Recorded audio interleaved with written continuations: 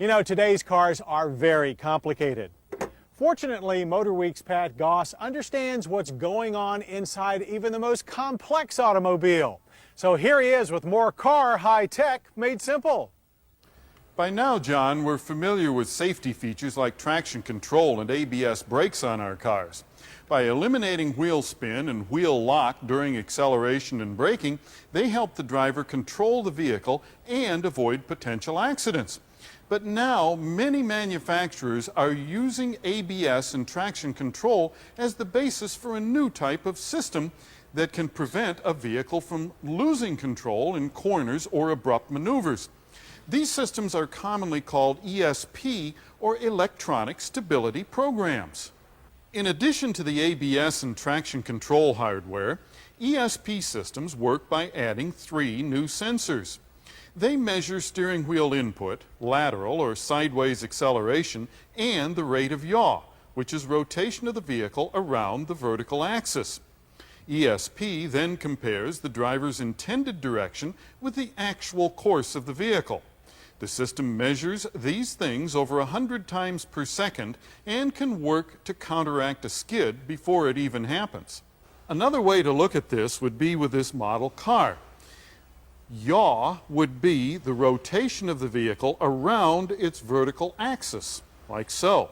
On the other hand, lateral acceleration would be when the car moved sideways, as in a 4-wheel skid. If the car begins to understeer or oversteer, ESP can selectively apply brakes to individual or several wheels at once to counteract the skid and bring the car back on course. In essence, the system makes the best use of the available traction at all times. In an oversteer situation, like an abrupt avoidance maneuver, the back end of the car may begin to slide out. By biasing the brakes towards the outside front wheel, the car will pivot back on line. In an understeer scenario, typical on front-wheel drive cars, the front of the car may push too wide in a corner. By braking the inside rear wheel, ESP can help the car follow the driver's intended path. In extreme situations, the system will reduce engine power as needed. ESP will also override the driver's braking or throttle inputs if they are seen as counterproductive. ESP works on both dry and slippery surfaces and is especially helpful in snow or ice, when drivers can quickly lose control of the vehicle. It's also amazing how seamlessly this system works. Long before the driver starts to say, uh-oh, ESP has already done its job.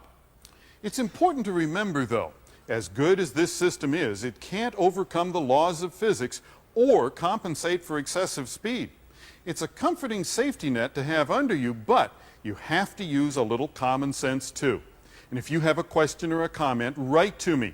If I use your letter, I'll send you a MotorWeek t-shirt. The address is MotorWeek, Owings Mills, Maryland, 21117.